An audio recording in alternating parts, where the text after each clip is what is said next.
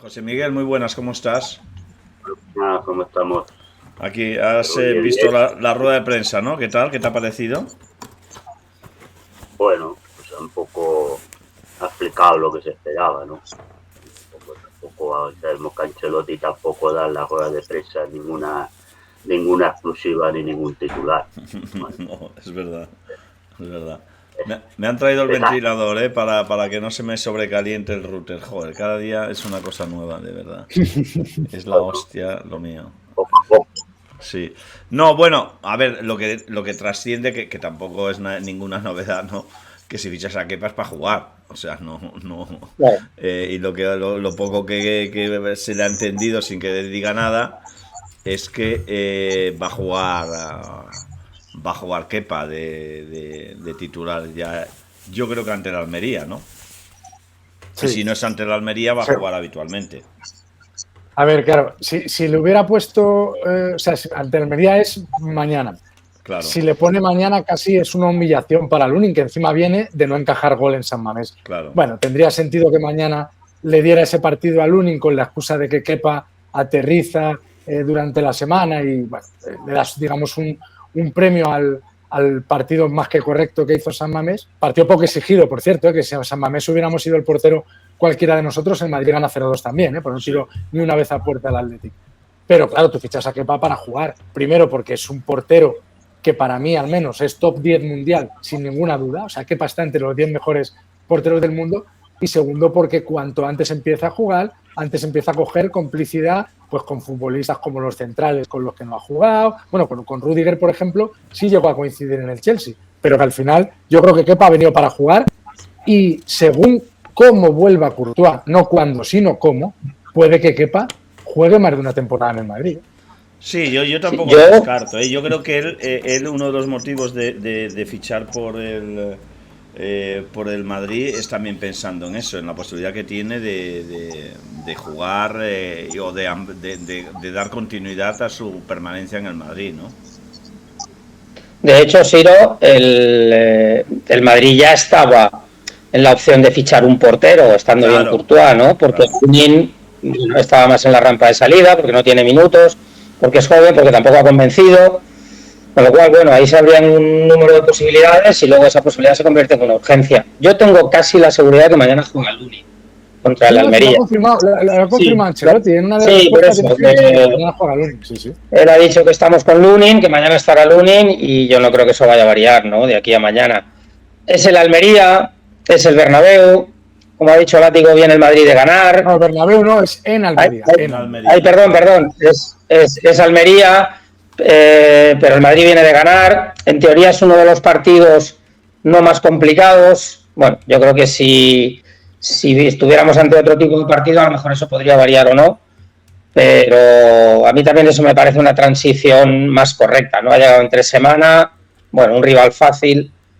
Yo entiendo que eso es lo correcto y además lo que encaja con el estilo de Ancelotti. Lo que no veo luego es eso, como él ha dicho, carruseles en la portería, ¿no? Es un entrenador muy jerárquico, Kepa es uno de los porteros mejores del mundo y va a jugar, ¿no? Además a mí me parece un portero, ya estuvo en la órbita del Madrid, no nos olvidemos, ¿no? Fue Zidane el que no vio en aquel momento la operación. Bueno, estaba Keylor, estaba su hijo como tercer portero. Bueno, digamos que no se acabó de hacer la operación. Pero bueno, es un portero que encaja bastante, yo diría que con cualquier equipo actual, porque es un portero, pues eso, alto, bueno, bajo palos, que yo creo que le ha faltado realmente a lo mejor aclimatarse bien después de su salida del Athletic, pues tanto en el Chelsea como en algún lugar. Vamos a ver si el Madrid es ese lugar y después de un año o de una temporada veremos cómo vuelve Courtois, porque una lesión de cruzado en un portero de 2 metros y demás, pues hay que ver si vuelve en las mismas condiciones.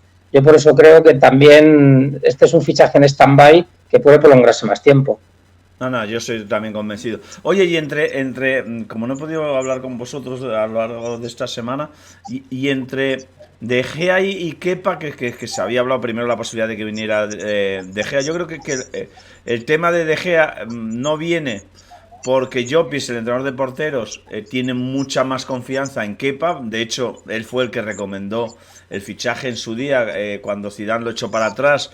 Recordemos que llegó a pasar la revisión médica y estaba prácticamente fichado, y fue con el consejo de Llopis, pero después lo desaconsejó Zinedine Zidane. Yo creo que más por intereses personales que no por intereses del Real Madrid, porque recordemos que estaba su hijo como tercer portero o como segundo portero. Pero entre De Gea, yo creo que lo que ha influido en lo de Gea es que, claro, De Gea, yo creo que además de lo del consejo de Llopis, es que, claro, De Gea por un año no iba a firmar. O sea, yo creo que De Gea, que se ha quedado libre del Manchester, de firmar hubiera firmado como mínimo, o exigiría firmar por 2 años. No sé a vosotros qué os seducía más, si entre De Gea y Kepa. Si os hubierais quedado también con Kepa, hubierais elegido a De Gea. Látigo, empieza tú. Sí, pues mira, yo clarísimamente a Kepa por varias razones. Primero, porque tiene 4 años menos. Estamos hablando de igualdad de condiciones, que no tienes que pagar un traspaso. Claro. La gran ventaja de Gea era que era un jugador libre, que te podía o no pedir una prima de fichaje y que viene, en el caso de Gea, de cobrar un salario estratosférico en el United. Kepa tiene un grandísimo contrato en el Chelsea, pero es que el contrato de Gea en el United era escandaloso. Entonces, si David De Gea quiere mantener esas condiciones económicas, no va a encontrar equipo. Ni en Europa, bueno, a lo mejor en Arabia están dispuestos a pagarle la morterada que cobraba en el United, donde era el jugador más regular de la última década en el Manchester United ha sido David De Gea. Con sus fallos, que por supuesto a España se han viralizado mucho más, porque en España nos gusta, somos muy cainitas y nos gusta reventar, o sea, nos gusta mucho más ver las que se come De Gea que las miles de paradas que ha hecho De Gea a lo largo de esta temporada. Pero a mí me parece que Kepa es un portero más fiable, es un portero más regular, es un portero, insisto, que la amortización al tener 4 años menos, estás comprando o estás teniendo un portero 4 años más joven y que posiblemente su carácter sea menos volcánico. Es decir, Kepa tuvo aquel enganchón en la final que se negó a que le quitaran y no sé qué, pero se ha comido la suplencia en el Chelsea sin hacer un gran ruido. Ha ido a la selección, ha sido a veces titular y a veces suplente, pero De Gea, cuando no ha jugado, ha hecho ruido. Ha hecho ruido por delante, ha hecho ruido por detrás. Y creo que para el Madrid era mejor opción Kepa. Lo que ocurría es que de las opciones que tenía, en caso de ser un traspaso, Kepa era el portero más caro. Era más caro que Bono, era más caro que David De Gea y podía ponerse en el precio de otro portero que les encantaba y que les gusta mucho, que es Unai Simón, el portero del Athletic y de la selección, que ese sí, creo que son 24 años lo que tienes. Es mucho más joven, pero para mí es un portero menos hecho que Kepa. José Miguel, ¿cómo lo ves tú? Yo coincido con Látigo. Yo creo que es mejor que para opción, para el problema que tenía el Madrid, me parece que es más interesante Kepa, porque si al final es un portero que te vas a quedar, por las razones que ha dicho Feo, ¿no? Que no sabemos cómo puede llegar o volver Courtois, y a lo mejor el tema de tener un portero de garantía se tiene que alargar a la temporada que viene, pues que para un jugador mucho más joven, es un portero que también tiene mucha experiencia, que está hecho, que está también entre la élite, no el top 10, pero al menos el top 15 sí que está de los porteros europeos. Y si al final se termina de pagar un traspaso, porque es verdad que en la cláusula hay una opción de compra, la pueden activar y te puedes quedar a Kepa. Yo creo que De Gea es verdad que no hubiera pedido lo que cobraba en el United, porque no lo está pidiendo y está teniendo problemas, porque es verdad que De Gea lo que no pide es un año solamente, pide más. El problema que ha tenido con el Bayern es el mismo, ¿no? Porque el Bayern estaba buscando también porteros, hablaba de Gea, pero claro, pide como mínimo 2 años. El Bayern encuentra que sí. Que es normal, José Miguel, que es normal que pida 2 años. Sí, es normal. Si viene libre, pues pide 2 años, pero claro, el problema de algunos equipos grandes, pues es que tienen un portero que está lesionado. El problema que tenía el Madrid y el que tiene el Madrid es el problema que tiene el Bayern, ¿no? Pues no. Pero bueno, yo creo que ahí coincido con Látigo. David De Gea es un portero que si viene y empieza a jugar, pues luego es muy difícil que lo quites, ¿no? Por el prestigio que tiene, por la categoría que tiene, y si lo quitas para poner otra vez a Courtois, pues seguramente vas a tener problemas, y vas a tener en la prensa, tertulias, y te vas a montar a un lío. Entonces a mí me parecía más aceptable por el sistema, porque con Bono también había que pagar un traspaso. Además había problemas de que se va a ir un mes y medio a la Copa de África, y el tema de Kepa es una cesión en principio que yo creo que al final se activará la opción de compra, porque ya sabemos que los porteros con una lesión de cruzado no es como un jugador, cuesta mucho más entrar y hay que ver cómo llega a Courtois. Entonces yo creo que igual el Madrid, porque si Courtois no vuelve hasta abril o mayo, igual el Madrid, para dárselo, tener cubierto una posibilidad de que Courtois no estuviera bien la próxima campaña, pues igual termina fichando, porque al final tienes que fichar a un portero suplente, pero con Lunin no se cuenta, o no se tiene confianza, pues ya tendrías ahí el caso de que Pay tendría cubierta la portería. ¿Tú cómo lo ves, Orfeo?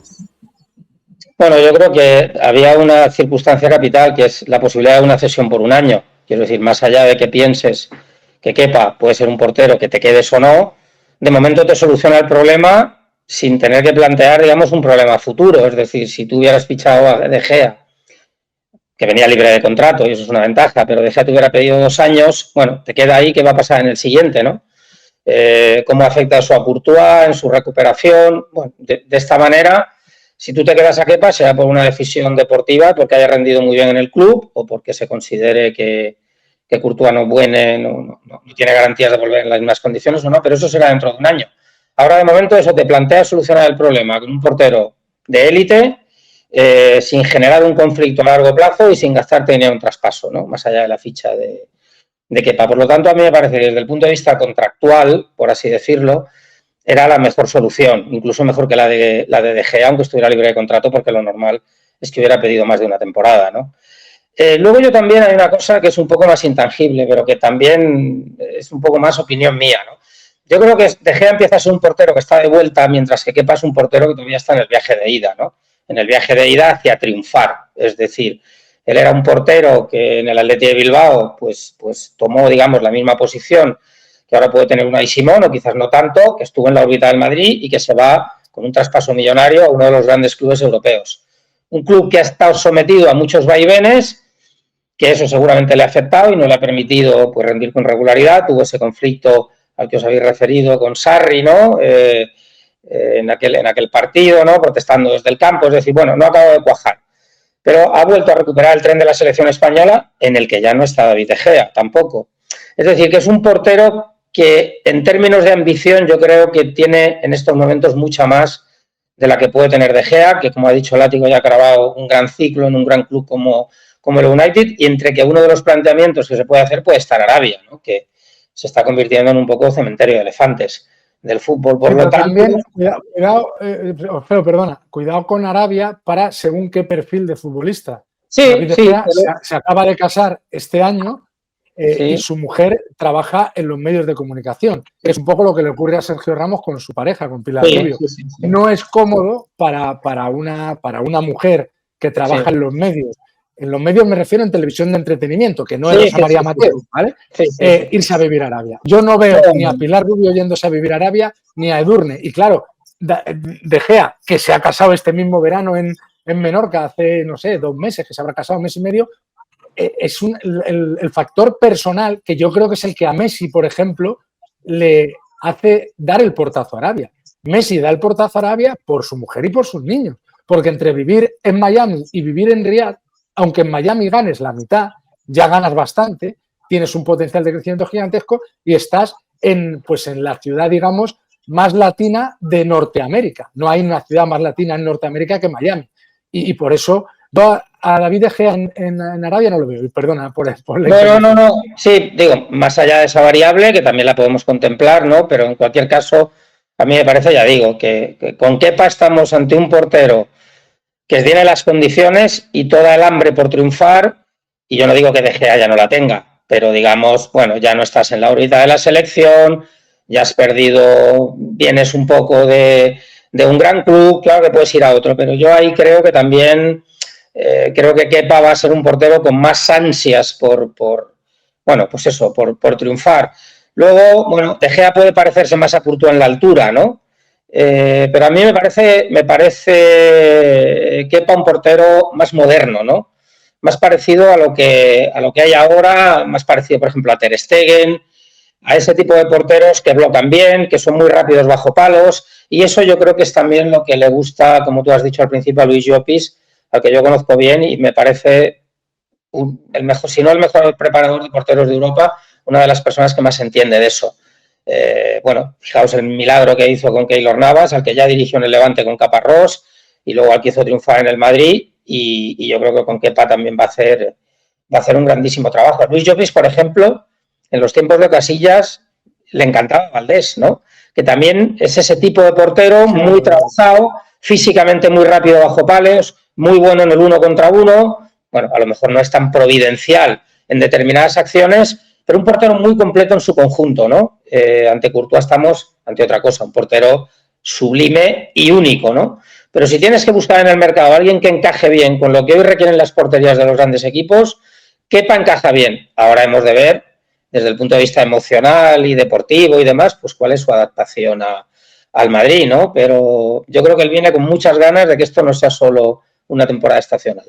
Oye, ¿y os sorprende que el Madrid, ante la baja de Militao, se quede con los 3 que tiene el primer equipo y eche mano de los chavales de la cantera? ¿O en algún momento, por ejemplo, vosotros en la piel de Ancelotti os hubierais planteado, que se ha especulado también, que yo creo que era algo que es totalmente impensable, la posibilidad de que Sergio Ramos, que está libre, pudiera venir?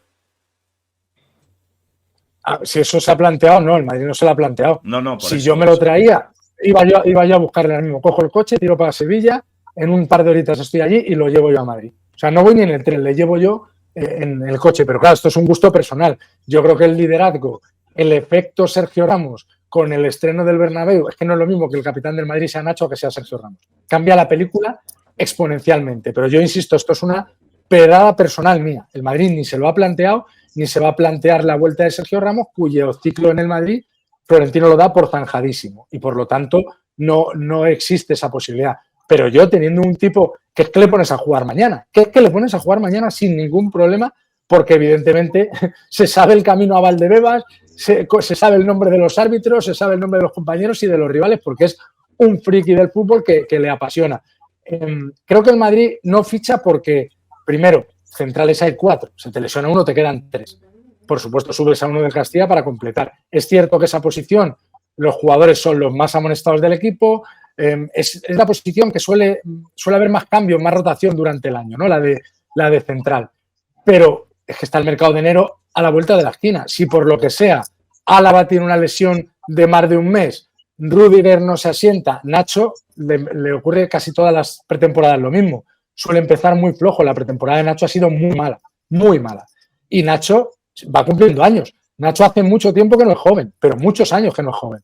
De hecho, cuando debuta en un clásico, tiene 28 años. Cuando debuta en unos cuartos de final de la Champions, tiene 28 años. Es decir, Nacho tiene maduración tardía porque a medida que el Madrid pues pierde a Varane, pierde a Sergio Ramos, pues Nacho va dando pasitos hacia adelante en el escalafón. Pero creo que el Madrid no ficha por eso, porque tiene 3 y porque tendría tiempo. Hay algún central que les convence muchísimo, algunos de los que juegan en la Premier, pero claro, son centrales caros, son centrales jóvenes, porque el Madrid también tiene que pensar que Nacho ya no va a tener 30 nunca más, que Rüdiger, si no los tiene, los acaba de cumplir, y que Álava exactamente lo mismo. O sea, el que se ha lesionado Militao, que a mí no me gusta demasiado porque es un gusto personal, pero es el más joven de todos. José Miguel, bueno, yo a Ramos no, ya sabes mi opinión, no pongo en discusión su calidad futbolística, porque sería una barbaridad, sería no tener ni puta idea de fútbol. Creo que además es un hombre que ha aportado muchísimo y que forma parte de las leyendas del Real Madrid. Pero después yo creo que hay otras connotaciones que creo que no serían beneficiosas para el Madrid, que sería, bueno, pues ese orden y mando que él cuando ha estado tenía en el vestuario, que él un poco pensaba que estaba por encima del Madrid, que podía más que incluso que el presidente, y creo que eso en el vestuario, que volviera otra vez Ramos, creo que más que positivo por su liderazgo sería negativo, pero no sé, José Miguel, ansío conocer tu opinión sobre lo que decía Miguel, o sea, ya teniendo claro que nunca se lo ha planteado el Madrid, pero bueno, sí es verdad que se ha especulado en los medios de comunicación con la posibilidad de que venga. Bueno, yo supongo que eso salió porque se daban las circunstancias de que el rumor pudiera salir, ¿no? Es decir, el Madrid se lesiona Militao para prácticamente toda la temporada y Sergio Ramos está libre, no tiene equipo.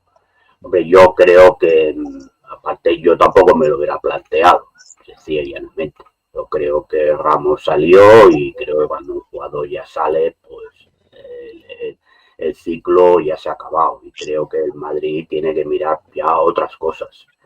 El problema es que tampoco hay tantos centrales de nivel que estén libres en estos momentos.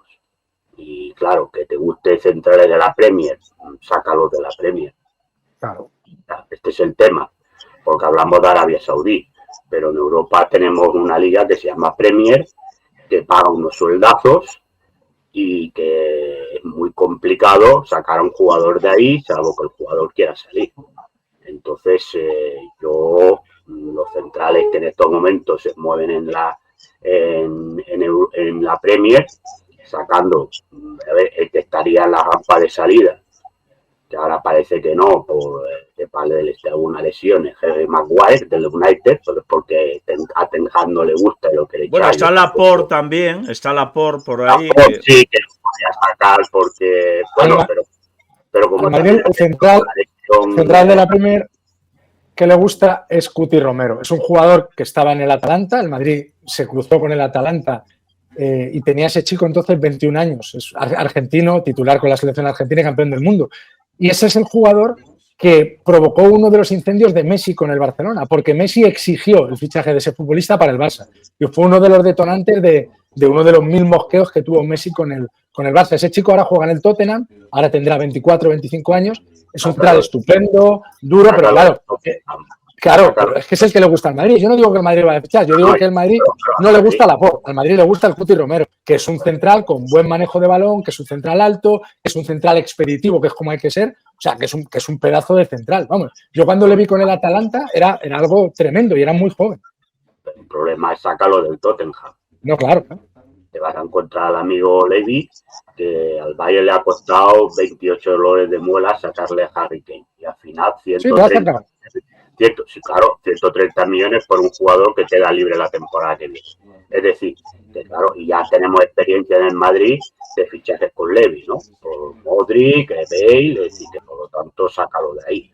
Es decir, que ese es el problema que tienes. Entonces, bueno, pues yo creo que tampoco hay tanto en el mercado en estos momentos que estén libres y que a un precio, digamos, razonable de lo que entiende el Madrid, que es razonable.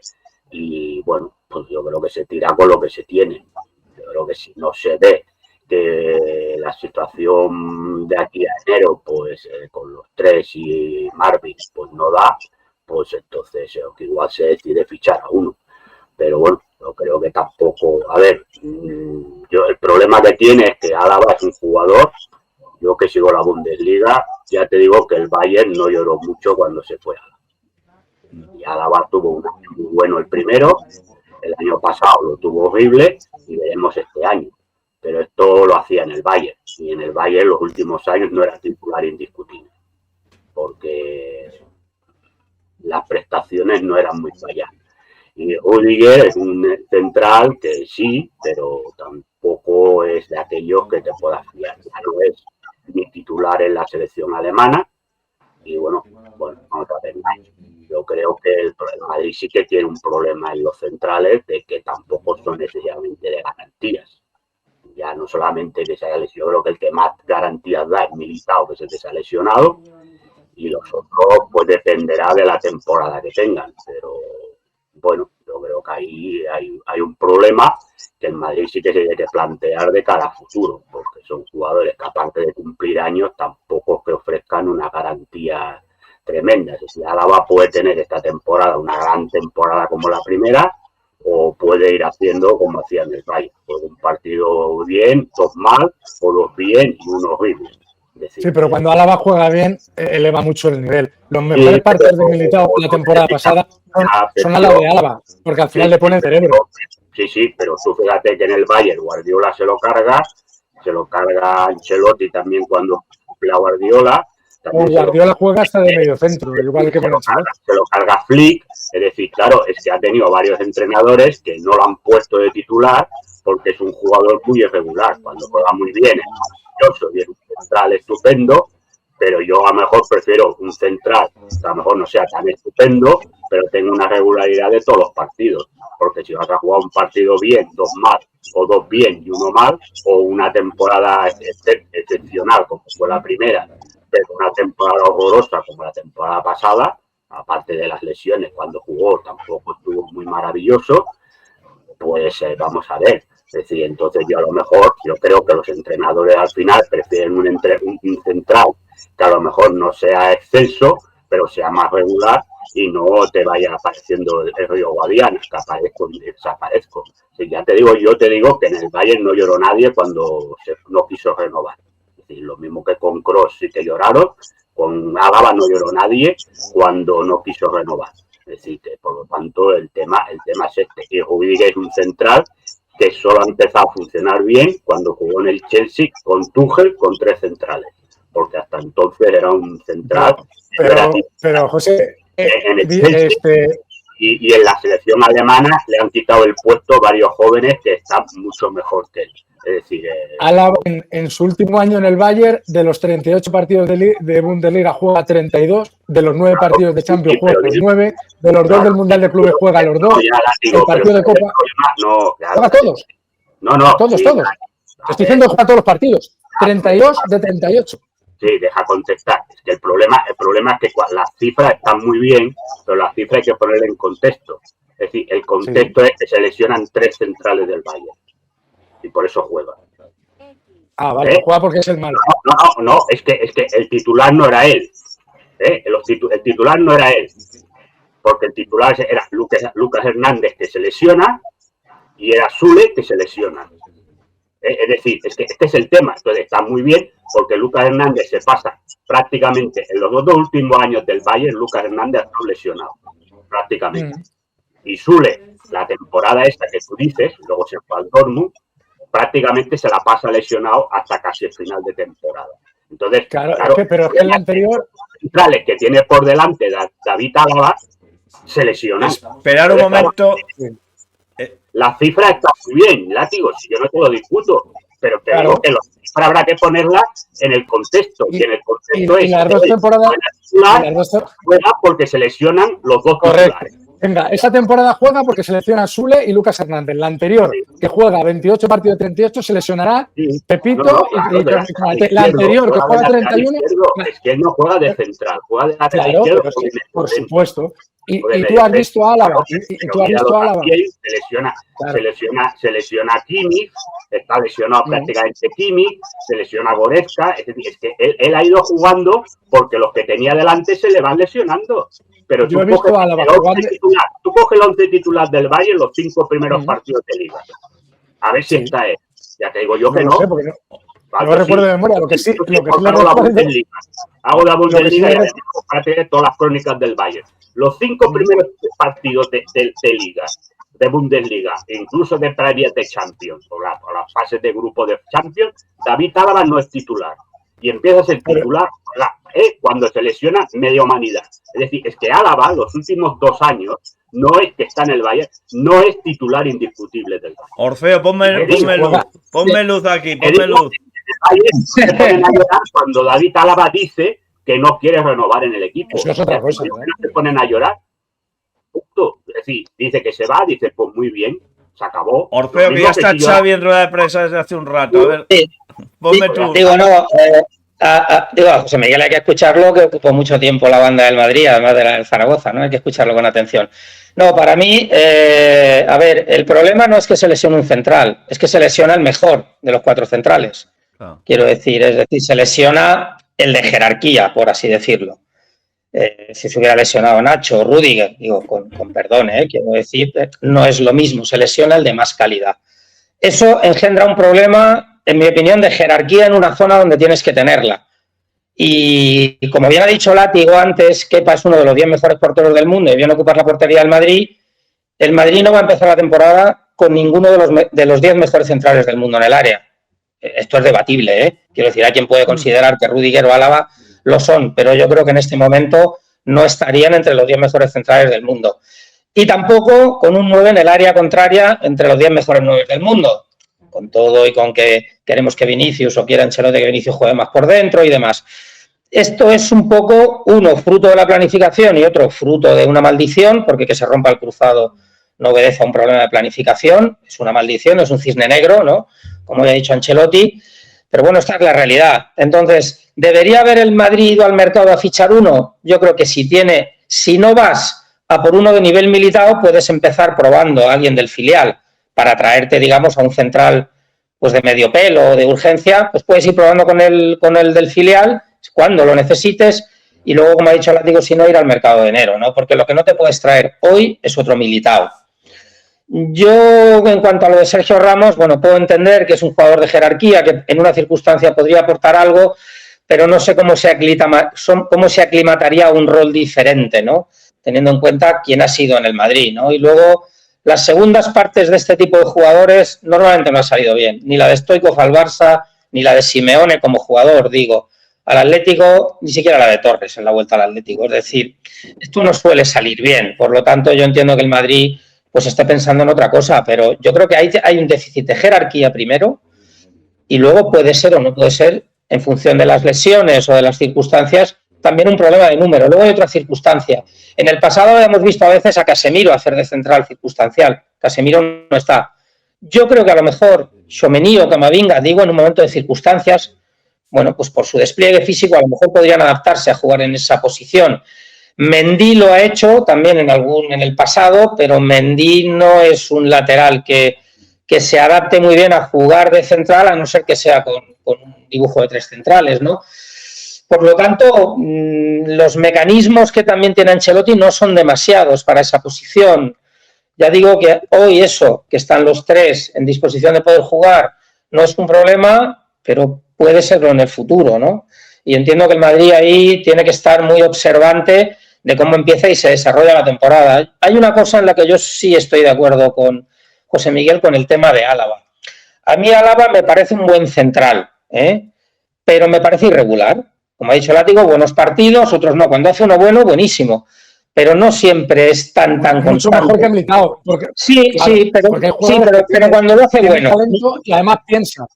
Sí, claro, pero es que, a ver, Álava llega al Madrid con 10 Bundesligas. Llega con la carrera hecha. Llega buscando un nuevo desafío. Y claro que es irregular, pero desde luego el cerebro de Álava, o sea, no tiene nada que ver con el cerebro de Militao. Por eso los mejores partidos de Militao están al lado del que piensa. Están al lado del que le pega, escúchame, un pasito a la derecha. El que le coloca. Es que el otro es un torbellino. El otro tiene las patas muy largas y corre mucho, pero piensa muy poco.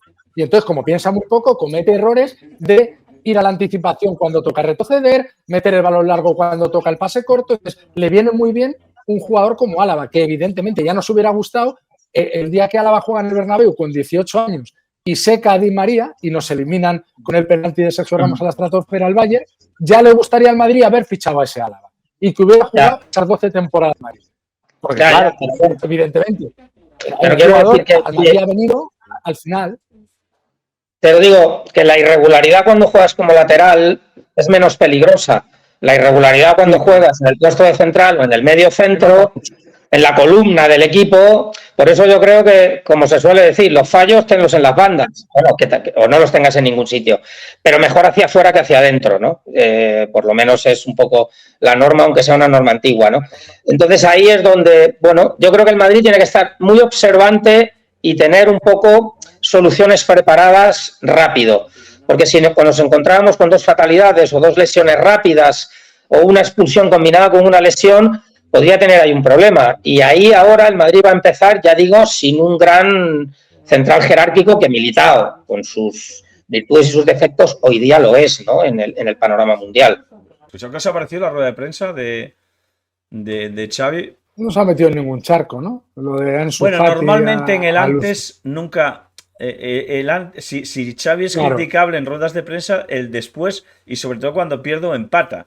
O sea, Sí, el exacto. antes. Él las excusas, claro, Claro. las excusas las va elaborando durante el partido para eximirse de responsabilidad y de culpa, que no es algo exclusivo de Xavi, pero que es algo como muy... O sea, ese victimismo es algo muy catalán, es muy del Barça desde hace muchos, muchos años, de la época de Núñez e incluso anterior, y él, pues eso, va más o menos argumentando o enumerando excusas que le permiten justificar un eventual mal resultado. La rueda de prensa previa me ha hecho gracia lo de Ansu Fati, ¿no? Porque claro, alucinado, como diciendo, si Ansu Fati fichar por el Madrid, pues evidentemente Xavi no lo ve, no lo ve nadie, por lo menos ahora mismo, ¿no? A estas alturas encima de la carrera de Ansu Fati, que está en un momento delicado.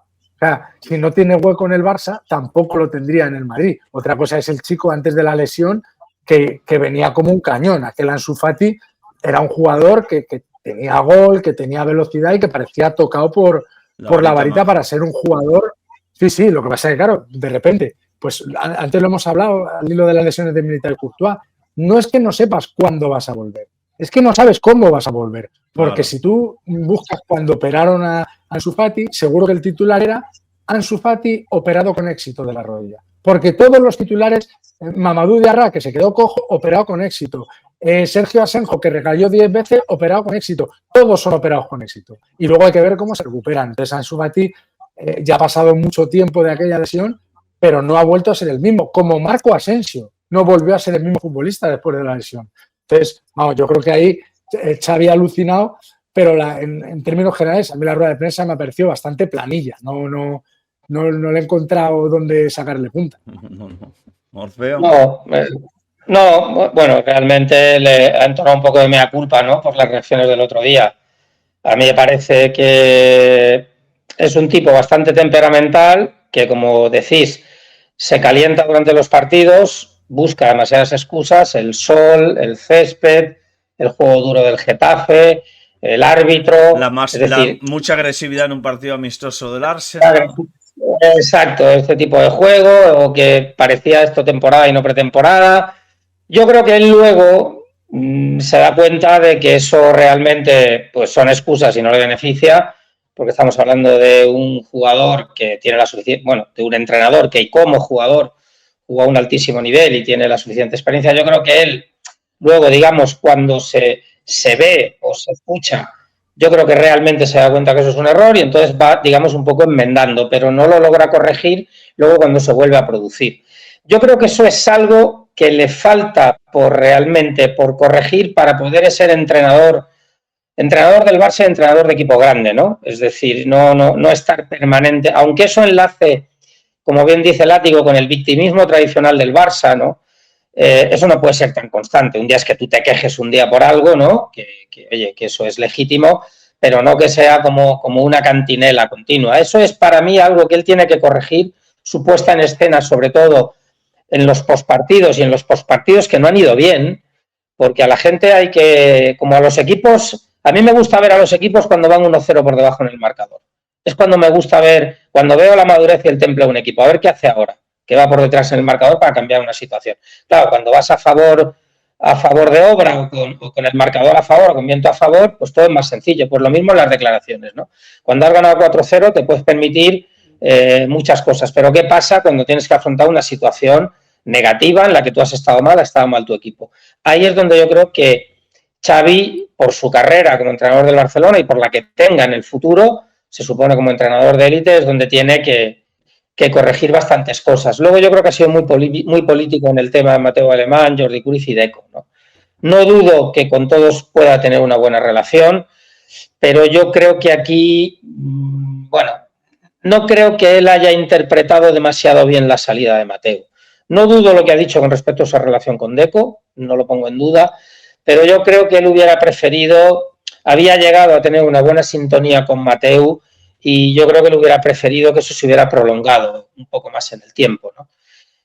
Porque, bueno, pues el presidente pues es el que quiere traer a Joao Félix, claro. Es el que intenta calentar la afición primero con Messi, luego con Neymar, porque es un vendedor de ilusiones, ¿no? Más allá de un vendedor de sombreros, pues es un vendedor de ilusiones, que entiendo que la afición del Barça eso en estos momentos pueda necesitarlo, pero no es la realidad. Y la realidad, te la podía dar un poco Mateo Alemán. Y yo creo que Xavi llegó a encontrarse cómodo ahí. Hemos de ver cómo de cómodo se encuentra con Deco, que yo que he tenido la oportunidad de conocerlo, en algo sí coincido con lo que ha dicho Xavi, un tipo duro, ¿no? De estos que dice las cosas bastante claras, ya lo era como jugador, un poco rudo, pero que no tiene por qué, digamos, aclimatarse mal a la dirección deportiva del Barça. Es un tío que tiene alguna sintonía en lo personal con la que tenía Mijatovic, ¿no? Que también ocupó, acordaos, durante la etapa de Ramón Calderón, ese puesto en la dirección deportiva del Madrid. Hizo algunas operaciones pues que al Madrid no le fueron nada mal, como el fichaje de Pepe, ¿no? En su momento. Por lo tanto, yo creo que ahí ha estado muy político y que hemos de ver cómo todo eso se acopla de ahora en adelante, ¿no?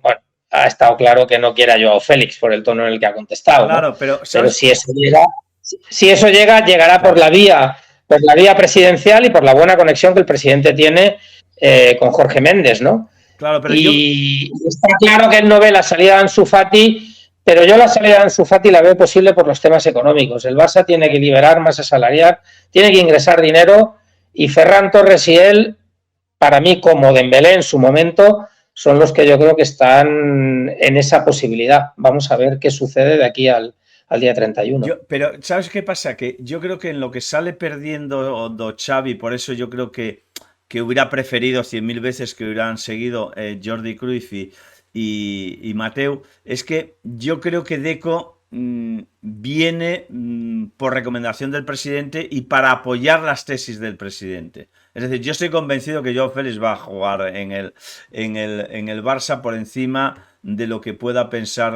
Xavi Hernández. ¿Por qué? Porque Deco lo va a aconsejar, porque es un jugador de Jorge Méndez, porque es un compromiso que tiene el presidente con Jorge Méndez, es un compromiso que tiene Jorge Méndez también con Miguel Ángel Martín Marín, Miguel Ángel Gil, es un compromiso incluso ya que tienen con el jugador y que por eso hace las declaraciones que hace. Y entonces yo creo que Xavi ha visto que ahora el equilibrio se lo daban y sus teorías podían ser apoyadas por Mateu, y a partir de ahora se ha quedado solo. O sea, ahora es 2 contra 1. Y en ese 2 contra 1, si uno es el presidente, claro, y otro es el director deportivo, siempre vas a llevarlas de perder.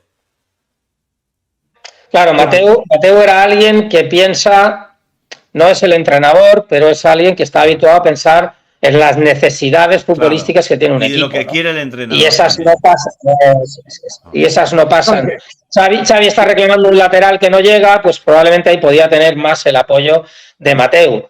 Eso es lo que hemos de ver cómo se resuelve con Deco, ¿no? Si Deco piensa también de esa forma, de las carencias o no del equipo, o está más cerca de las tesis que pueda querer la Porta. Para mí Deco es un poco incógnita, por ahora, porque sí, no es un personaje fácil de manejar, Es la duda, que es que un director deportivo, secretario técnico, debe ser un poco el enlace entre el presidente, que suele estar para otras cosas, no como Laporta, que se mete en todo, y el entrenador, que tiene que estar para dirigir a la primera plantilla, detectar los defectos, los puntos negros de la plantilla e intentar subsanarlos. ¿Qué ocurre? Que, claro, si el presidente coloca a un colega como director deportivo, no va a ejercer, o no es previsible que ejerza como contrapeso, como si pone a un tipo, digamos, más neutro. Es decir, a Mateo Alemán es un tío pues, que ha presidido el Mallorca, que ha trabajado para la Liga Profesional, que es un ejecutivo de una carrera contrastada. Deco, lo que tiene detrás de sí es una brillante carrera como jugador y como agente de jugadores, que esa es otra, que tú colocas de director deportivo a un tipo que tiene una empresa de representación de futbolistas, donde puede ocurrir perfectamente un conflicto de intereses, perfectísimamente. Que Deco le interese más colocar a jugadores o de su agencia o vinculados de su agencia, de otras que se lleven bien con la suya, porque por propio interés. Entonces, yo no digo que lo vaya a hacer, digo que el colocar ahí a un tipo que tiene una agencia de representación de jugadores puede incurrir en algún momento puntual en conflicto de intereses. También quiero añadir una cosa, Látigo. Yo también me pongo en el lugar de Laporta, por hacer un poco de abogado del diablo, ¿no? Y yo también pienso, oye, Mateo Alemán me quiso dejar en la estacada hace un año, yéndose a la Aston Villa, y no le salió bien y vuelve. También puedo pensar, oye, yo tengo que poner aquí un recambio porque no me quiero ver en la misma situación dentro de 8 meses. Es decir, que si uno se pone en el lado de Laporta, relevar a Mateo Alemán, hombre, tampoco parece una barbaridad porque es que no sabes lo normal. Si se quiso ir a Aston Villa, pues es que se quisiera ir o que diera por finalizado su ciclo después de un año. Y bueno, ahí también puedes pensar en encontrar una figura que te pueda servir para eso. Yo lo que no sé muy bien, y por eso digo que Deco va a ser un poco incógnita, es qué posición va a tomar. Si esa que decías tú, de velar por los intereses futbolísticos que tenga la plantilla y luego bandear o torear como se pueda la petición del presidente. Oye, que todos los presidentes tienen sus peticiones, todos tienen sus muñecos y alguno hay que colocar, evidentemente, porque manda quien manda. Pero yo creo que eso se puede hacer compatible con las necesidades futbolísticas que pueda tener el Barça, que todavía las tiene. Pero ya digo, antes hay que dejar salir, y el nombre de Ansu Fati, como el de Dembélé, Xavi no estaba en absoluto de acuerdo en que Dembélé se marchara, como no estaría ningún entrenador. Estamos hablando de un jugador de altísimo nivel, pese a sus irregularidades también. Pero bueno, las necesidades económicas del Barça todavía son la prioridad en el club. Espera que salude a Mangui de Lekeitio. Está Mangui de Lekeitio, Mendiburu. Por aquí dice Siroco, saludos desde Carraspio. Es Mangui de Lekeitio, que tendría que ser Mangui de Badalona, pero bueno, se ha puesto Mangui de Lekeitio en homenaje a Lekeitio, pero bueno, nada. Ya, buen pueblo, Lekeitio, buen pueblo. Buen pueblo, aquí estamos. Oye, ayer subimos. He hablado también, Mendy, de Gerardo y el cordero que nos tuvo ahí en la sociedad, ¿eh? O sea que... Oye, José Miguel, que te veo muy callado, que tú no opinas cuando... No, estaba escuchando, no, estaba escuchando... Hombre, lo que hay que decir es que lo que ha dicho del 1 al 10 de la renovación, yo le quitaría varios puntos, ¿no? Porque la verdad es que la renovación... Hombre, si estuviera tan claro, si estuviera tan clara, no sé a qué se espera, o sea, si por eso la renovación está estancada hace bastante tiempo, porque los números que le presentan no le gustan ni a él ni a su representante. Claro. Y esta es la realidad. Entonces el problema que hay es un problema de pasta. Supongo que no lo va a decir en una rueda de prensa, es normal, pero la realidad es esta. Y también veremos si el tema deportivo tampoco nos hace que salte, porque la realidad es que con Deco la relación es prácticamente cero. No, bueno, hoy lo ha negado, o sea, hoy lo niega, pero... Bueno, ya, claro, sabes, normal que en la rueda de prensa no va a decir que no tiene relación con Deco, pero tampoco terminado muy bien cuando eran jugadores en el campo y, a ver, sabe que con Deco lo que le van a colar es unos cuantos jugadores que el presidente tiene que colar por amistad con Jorge Méndez, que es el que va a ser el director deportivo de facto, no quepa ninguna duda, porque todo lo que se está moviendo a través de Jorge Méndez, por lo tanto ya sabe lo que hay. Es decir, ya se puede olvidar de los jugadores que pide. Pues si están en la órbita de Jorge Méndez tendrán más posibilidades de que vengan, y si no están en la órbita de Jorge Méndez, pues va a tener muy complicado de que vengan. Aparte de los problemas económicos que tiene el Barcelona, que ya es otra, ¿no? Tampoco descartes de que algún descarte, va de la redundancia, del PSG, que también son donde está Jorge Méndez mandando bastante ahora, pues te llegue por aquí. Porque todo es posible, ¿eh?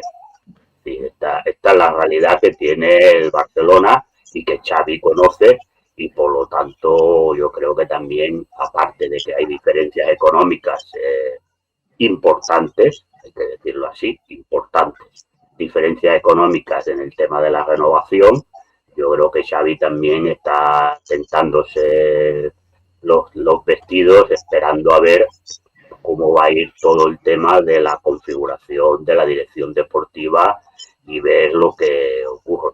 Porque también te digo una cosa, si esta temporada las cosas no van bien, Laporta no va a tener ningún problema en echarle, porque no era el entrenador que Laporta quería. Si lo trajo por las circunstancias de que no tenían a nadie, que Koeman no funcionaba y que servía para callar al pueblo culé que pedía que alguien de la casa. Pero que si las cosas no van bien, sabe que lo va a echar sin ningún tipo de problema.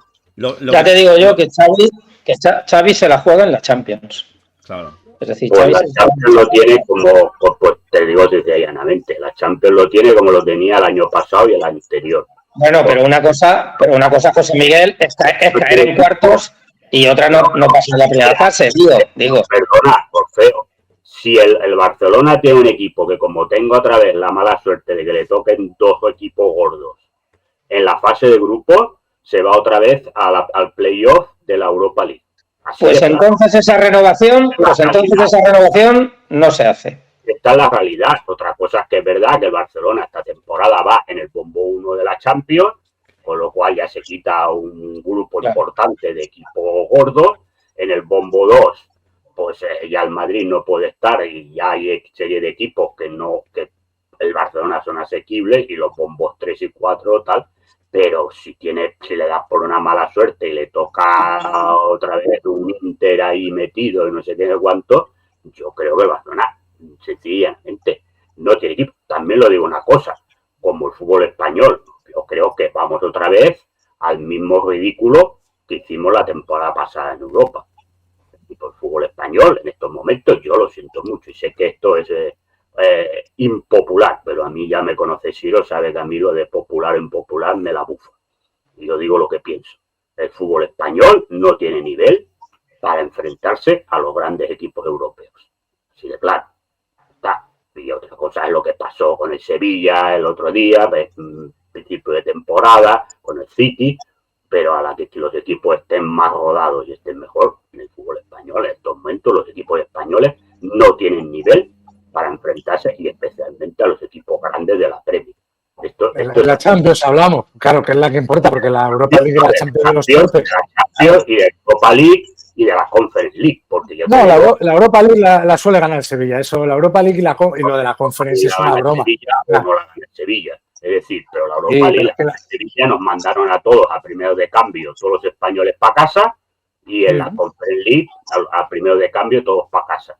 Es decir, primero, que en la Conference League vamos a ver si el Osasuna pasa el playoff contra el Brujas, que esta es la primera, porque si no pasa el playoff contra el Brujas, ya no juega la fase de grupos.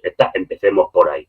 Y luego vamos a ver lo que hace Villarreal y el Betis en la Europa League, porque yo creo que fase de grupos, según lo que les caiga, pues la pueden pasar, pero ya la que vengan estos tal.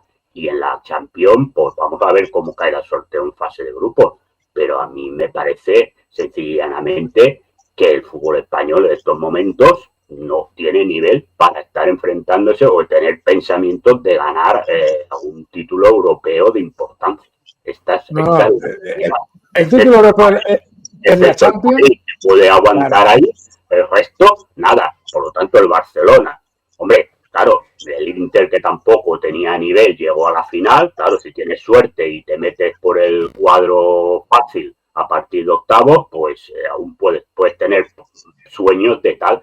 Pero en estos momentos el Barcelona, hombre, si piensa que va a hacer una Champions excepcional, hombre, todo puede pasar en la vida.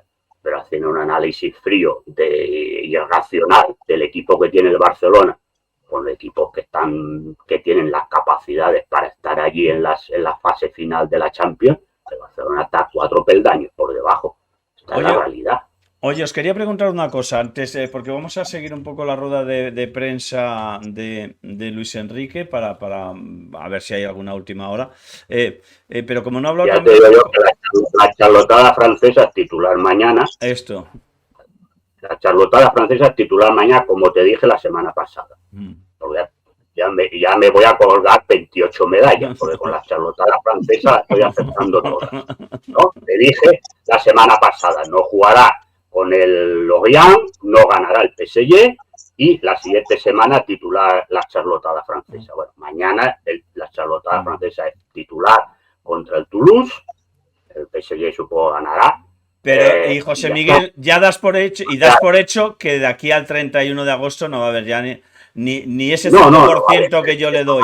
Yo digo, yo le doy un 5% porque he visto muchas cosas en el mundo del fútbol y en el mundo del deporte y digo, bueno, voy a dejar abierta esto. Pero tú no das ni ese 5%, ¿o sí? Yo te no doy.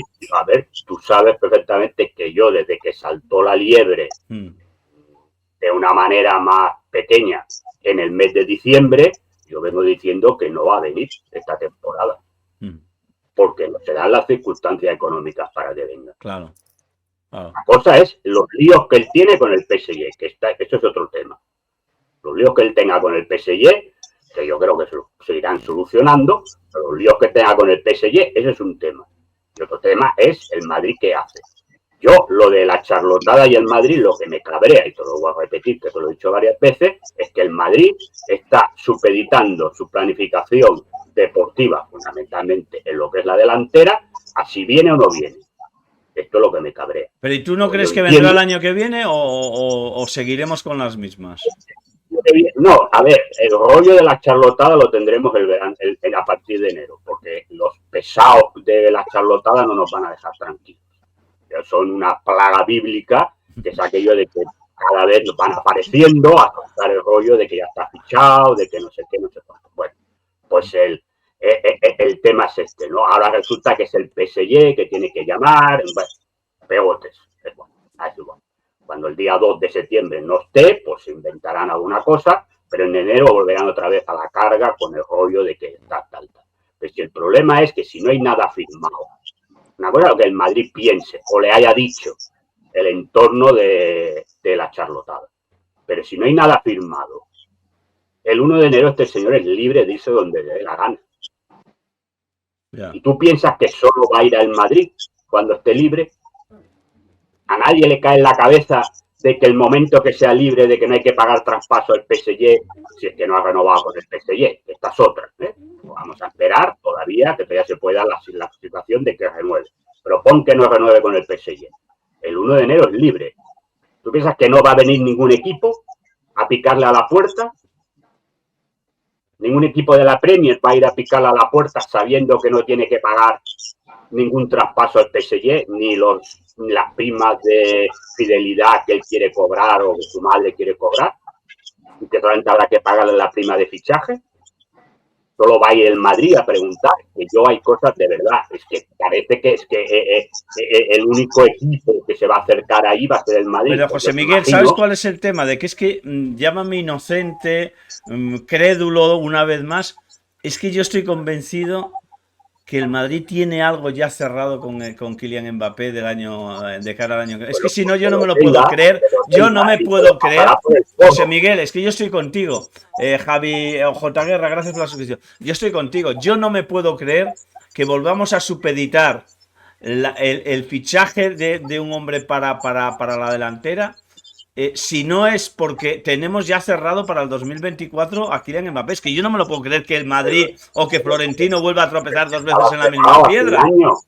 Ya, pero digo, pero que una vez sí, pero 2 veces, ya, pero digo, era que firmara él. Ya. Es decir, claro, porque lo que no puede haber es que tú puedes tener el contrato hecho. Yo no lo sé si está hecho o no está hecho, no lo sé, no tengo la información. Pero tú puedes tener el contrato hecho y puedes haber hablado con la abogada, con la señora madre, con no sé qué. No, pero tiene que haber algo firmado. Pero eso no vale. No, pero tiene que haber algo firmado. O sea, yo entiendo que tiene que haber... Pero es igual, a ver, sí, tú puedes tener lo que tú quieras firmado. Pero si el problema es si luego no lo cumple, es que no le puedes denunciar. Porque si tú sacas ese contrato, automáticamente quien te denuncia es la UEFA. Por haber firmado algo con un jugador cuando no se puede firmar. Claro, es decir, por lo tanto te la comes con patatas, es decir, que si es igual que esté firmado. Ese contrato no vale para nada. Porque tú no puedes firmar con un jugador nada antes de 6 meses de que termine su contrato. Por lo tanto, todo lo que esté firmado, si hay algo firmado, no sirve legalmente para nada. No sirve, porque tú no puedes sacar ese contrato. Porque si sacas ese contrato, tú te estás acusando de haber cometido una ilegalidad, que es firmar un contrato con un jugador cuando no se puede. Ya, pero bueno, pero echa la ley, pero José Miguel, echa la ley. Le pone fecha 2 de enero, le pone fecha 2 de enero al contrato. Claro, le puedes poner igual, pero si él se la pasa por el forro, vas a buscar a Salamanca. No, pero si la pasa por el forro, no, cuidado. Si está firmado, no se lo pasa por el forro. El tema es que tú tienes que tener firmado con el señor Kylian Mbappé. Con el señor Kylian Mbappé no hay nada firmado. Otra cosa que haya firmado, si hay algo firmado. Espera un momento que Luis Enrique, antes de la rueda de prensa, me parece que le ha concedido declaraciones a la gente del Paris Saint-Germain. Esperar, y me parece que ha hablado de Mbappé. Vamos a escucharlo. Vamos ahí. imagino que la presencia de Dembélé y de Mbappé podría cambiar las cosas en la línea de ataque, ¿no? Oh, hola, ¿cómo no? Hombre, yo como entrenador estoy encantado de que se haya incorporado tanto Ousmane como Kylian. Son dos jugadores de clase mundial. Es un gusto poder tenerlos dentro de mi equipo y muy contentos de que ya podemos contar con ellos. Oye, Orfeo, que bueno, tampoco nos ha aclarado nada. O sea, sí que va a jugar, No. que no sé si lo que era la pregunta que te había hecho antes, que os había hecho antes, si para ti lo que ha pasado en estos últimos días cambia algo de lo que pensabas que podía pasar con Kylian Mbappé y el Madrid.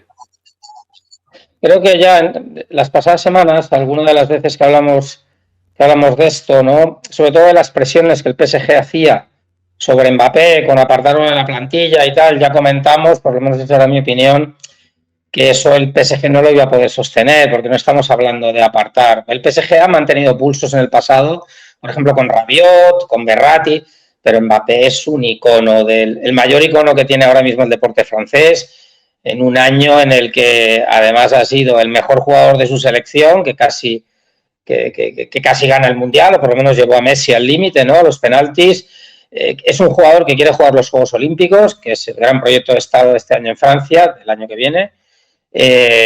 Por lo tanto, ya se había manifestado Anne Hidalgo, la alcaldesa de París, y no lo haría Emmanuel Macron, que también habló en el pasado de que no se podía ir al Madrid. Es decir, no puedes mantener un pulso con un personaje de ese calado, ¿no? Por lo tanto, a mí me parecía que ese pulso lo iba a ganar Mbappé, que estaba muy tranquilo, que era cuestión de esperar, y efectivamente así ha sido, ¿no? Lo mantiene fuera en el primer partido, pero al siguiente ya dice que le levanta el castigo y pretendidamente filtran a través de medios afines que es que hay mejor disposición a mantener conversaciones. Yo creo que eso no es así. Simplemente le han levantado el castigo, el jugador va a integrarse en la disciplina del equipo y ahora tenemos que esperar 2 fechas. Una el 31 de agosto, yo soy de la misma opinión que tú, casi diría que las posibilidades de que viniera antes entre el 3 y el 5%, nunca el 100%, porque el fútbol nunca deja de sorprendente y porque además Mbappé podría decir mañana que está dispuesto a renunciar a 100 de los 200 millones que tiene que ganar la temporada que viene y que se pudiera encajar, digamos, esa operación en los números que el Madrid considera que sería, digamos, procedente hacerlo este año, ¿no? Y si no, hay que esperar al 1 de enero. Yo no creo que el Madrid tenga ahora todavía nada firmado con el jugador, porque entiendo que el jugador tiene muy la sartén por el mango y no tiene necesidad de precipitarse. Y tampoco descarto que en el año que viene pudiera haber conversaciones para que el jugador pudiera volver a renovar. ¿Por qué no lo descarto? Porque lo vimos el año pasado y no tengo por qué entender que eso haya cambiado.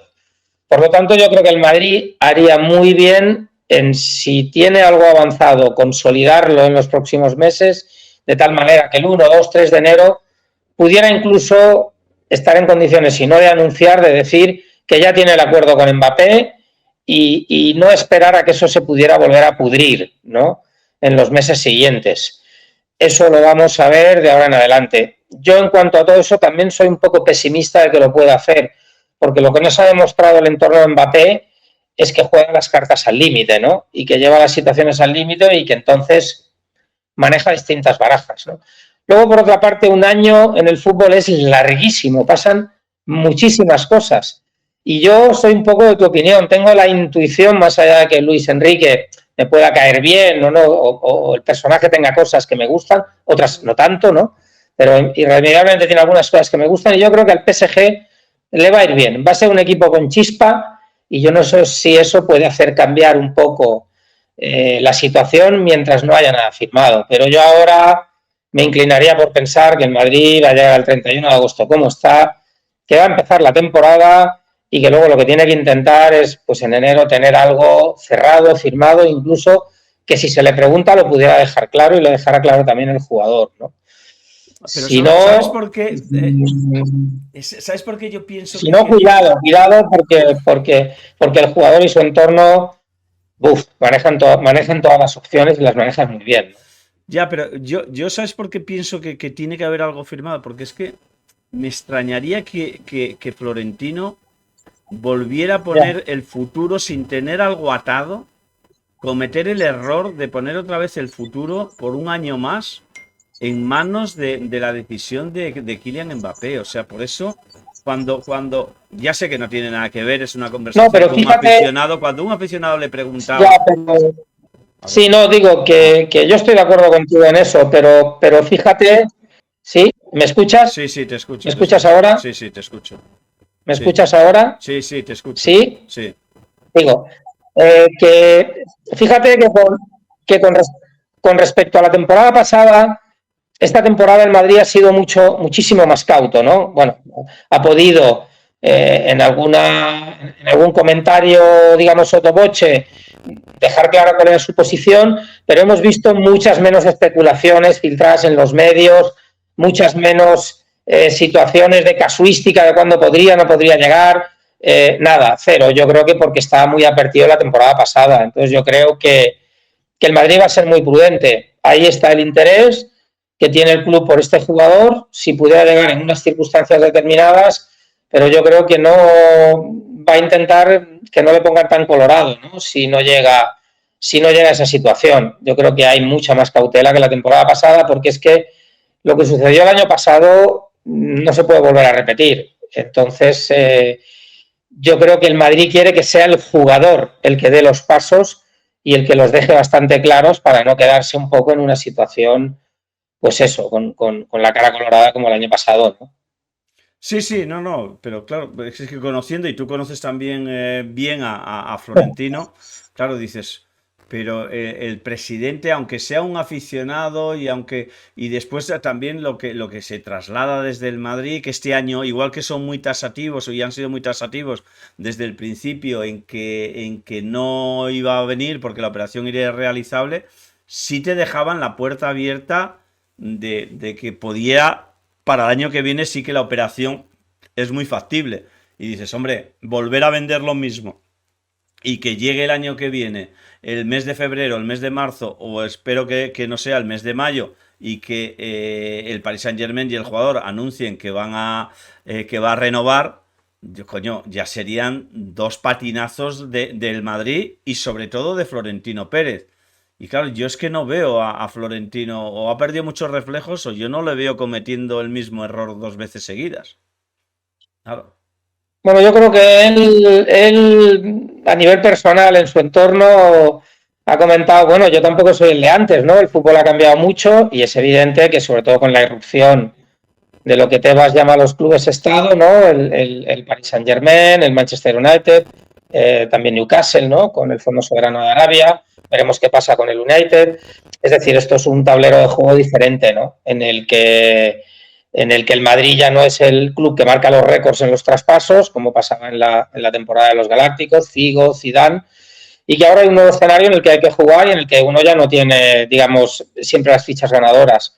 Ahí es donde yo creo, por eso yo creo clave, primero, para que el Madrid no vuelva y su presidente no vuelvan a tener una situación de ridículo, y para saber a qué atenernos, que el Madrid muestre el interés que tenga, pero solo una vez, que yo creo que eso ya está sobre la mesa, y a partir de ahí deje que sea el jugador el que verdaderamente dé los pasos, ¿no? El jugador ha dado uno, diciéndole al PSG que no renueva, que no hace efectiva la opción de renovar una tercera temporada. Y luego ha dado otro, sostenerse y mantenerse firme frente a las presiones. Vamos a ver los que da a partir de enero, que es cuando, digamos, ya las cosas se pueden hacer con luz y taquígrafos y sin temer una sanción de la FIFA. Si el Madrid no empieza a tener señales rápido después de enero, yo creo que tiene que ser cauteloso, porque eso quiere decir que los Mbappé no han cerrado del todo la ventana a una renovación en París. Claro. O a otro destino. Como bien decía José Miguel, claro, en un nuevo escenario ya pueden aparecer los Liverpool, los United, los Cities, claro, ya pueden aparecer muchas más alternativas, ¿no? Con un jugador libre de contrato. Con lo cual, a partir de enero y lo más rápido posible y dejar que sea el jugador el que tome la iniciativa para no volverte a quedar colorado. Oye, Orfeo, la última antes de despedirte. ¿Alguna novedad del tema Negreira? Bueno, claro, son fechas agosto que los juzgados están de vacaciones cerrados, sí. Y es complicado, ¿no? No sé si hay, es que claro, como está ahí más muerto que vivo el tema, digo, no sé si a lo mejor hay alguna última novedad. No, las novedades que tenemos nosotros es que las declaraciones van a empezar más o menos a partir de septiembre, que es cuando se reactiva, digamos, toda la actividad judicial, y que por ahora lo que la Guardia Civil tiene le redirige más a la teoría de una corrupción interna que, digamos, a los rastros de reparto de dinero entre personajes del mundo arbitral, ¿no? Están investigando de todas maneras más sociedades y más testaferros relacionados con Enrique Negreira para ver si a partir de ahí esas conexiones llegan más lejos. Por lo que nosotros sabemos ahora, digamos, ese rastro todavía no lo tienen. Va a haber una decisión capital y yo creo que esa tiene que ser ya en septiembre, y es si el juzgado declara hábil para declarar o no a José María Enrique Negreira. Claro. ¿Por qué? Porque lo que sí sabemos por su defensa es que si a Negreira le obligan a declarar, lo que sabemos de su defensa es que si al cliente le obligan a declarar, dice su defensa, bueno, llegó a decir habrá festival, ¿no? Un poco hablando en lenguaje coloquial, pero en el sentido de que va a contar muchas cosas y que pueden salpicar a mucha gente. ¿Hasta dónde? Tampoco nos lo quiso decir. Pero si lo obligan a declarar, yo creo que pondrá colorado a algunos. Pero ¿tendrá eso más calado? Orfeo, es que ¿qué diferencia hay en que te obliguen a que seas tú el que tomes la decisión de declarar? Coño, yo sí quiero. Bueno, no, es que lo que su defensa quiere es que su cliente no declare. Es decir, que ellos han presentado la solicitud de que por un problema de demencia o Alzheimer no lo han llegado, digamos, a determinar, es algo que tendrá que peritarse judicialmente, el cliente no declare, porque para ellos es mucho más sencillo. Ya está, aquí se acaba el caso, con lo que respecta a su cliente. Luego lo podrán imputar o no, pero en cualquier caso, claro, eso disminuye mucho las posibilidades del fiscal de hasta dónde llegar. Tenemos en cuenta que además también puede salir muy salpicado el hijo de Enrique Negreira, que ahora está en calidad de investigado.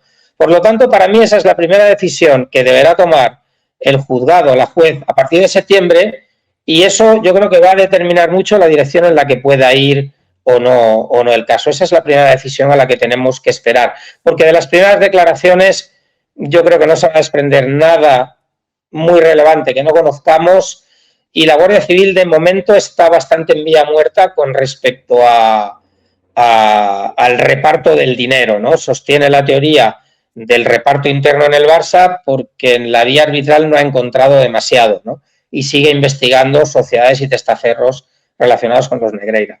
Hay que esperar a septiembre. Bueno, pues nada, Orfeo, que muchas gracias. Que ha sido Nada, un placer hombre. una vez más. Hasta la semana que viene. ¿Te vas de vacaciones? ¿Te quedan algunos días o nada? ¿O ya incorporado? Me quedan algunos días, pero seguramente me iré una semana en septiembre. De momento estoy por aquí ya con la liga, con el mercado y con todo que empieza a estar animado. ¿Algún fichaje El por Barça, ahí que tengamos escondido y que no hayamos hablado mucho de él? ¿Alguna cosa por ahí? Nada, ¿no? No, el Madrid insiste en que se queda como está. Bueno, yo creo que todavía queda tiempo, ¿no? Porque yo veo que ese puesto de central lo veo realmente cojo, lo veo como un poco como lo ves tú, lo veo complicado. Yo creo que donde vamos a tener más animaciones en el Barça, sobre todo primero por las salidas y por el tema de Joao Félix. Ya. Bueno, nada, gracias, Orfeo, un abrazo. Muy bien, hasta mañana, hasta la semana que viene. Hasta la semana que viene. Bueno, Pedri...